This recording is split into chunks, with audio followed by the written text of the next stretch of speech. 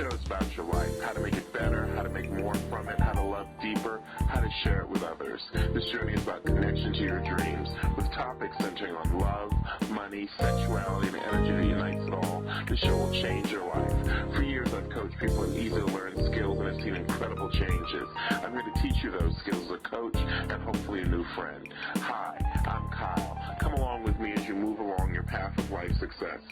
Welcome to the Kyle Phoenix Show. So one of the questions that comes up is how to actually identify, again, what constitutes abuse. And this can be difficult, again, as we talked about before in the last video, because of lack of social support. Same-sex couples, same-sex individuals, don't get as much skill training in this. So you have to kind of investigate things for yourself. You have to listen to your own personal intuition. You have to share honestly with friends things that are going on. And I always encourage people when they share things with friends that there is some kind of boundary, of course, in your relationship. Every aspect of your relationship shouldn't be open to your best friend.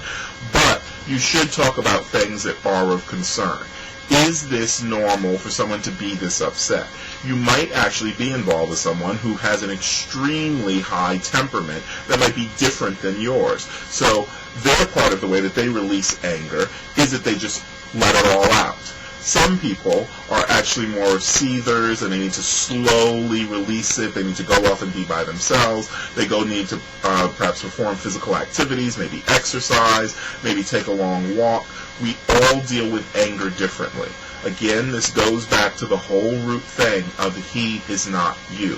So part of first learning, if you're actually in a domestic violence situation, is identifying, do we just communicate differently?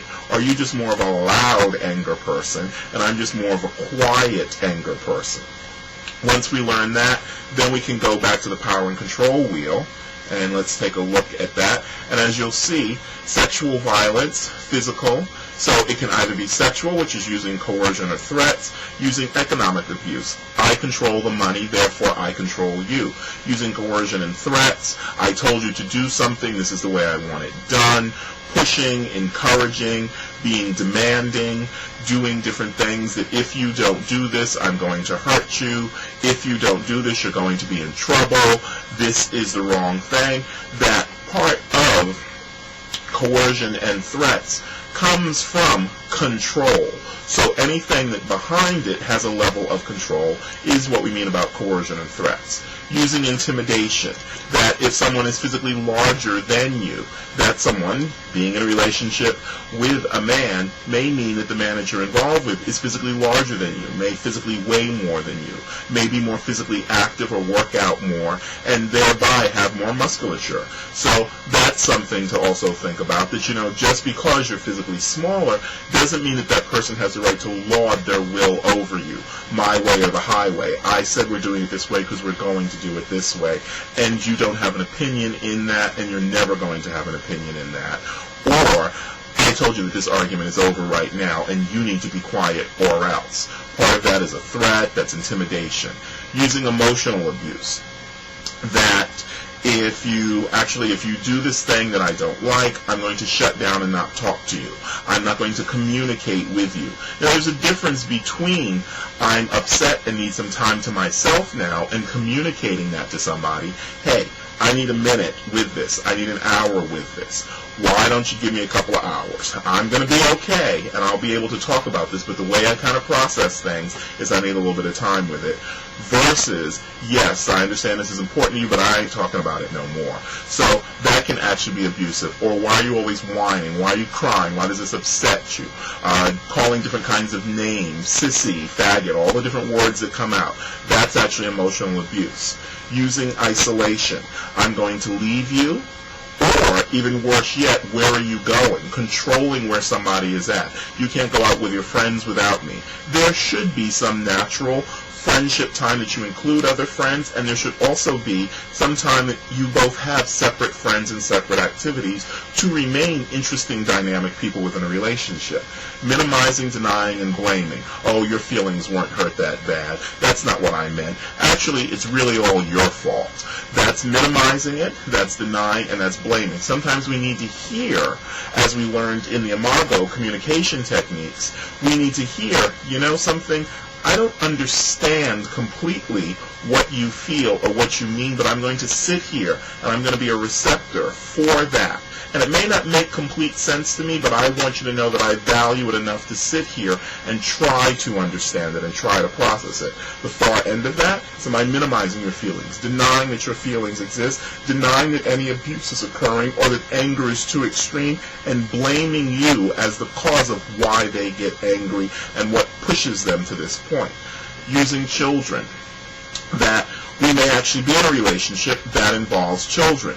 Most people don't think of same-sex relationships as involving children, but close to 40 to 60% of all of the relationships that same-gender people or same-sex people get involved in will involve children. So, I'm not going to let you see the kids, or I'm going to tell the kids what you did, or I'm going to tell the kids, you know, sexual things about you that they'll misunderstand or misconstrue or shouldn't know, period, and they're going to judge you based upon that. There are different ways to use children, to play them against each other.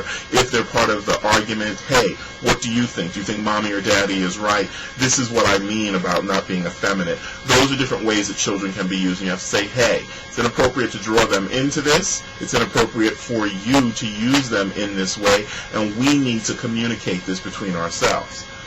Using male privilege. This can predominantly happen with two men together. And what this means is that because I'm perhaps the more masculine man, perhaps I'm the more controlling figure or dominant figure in our relationship, I control this.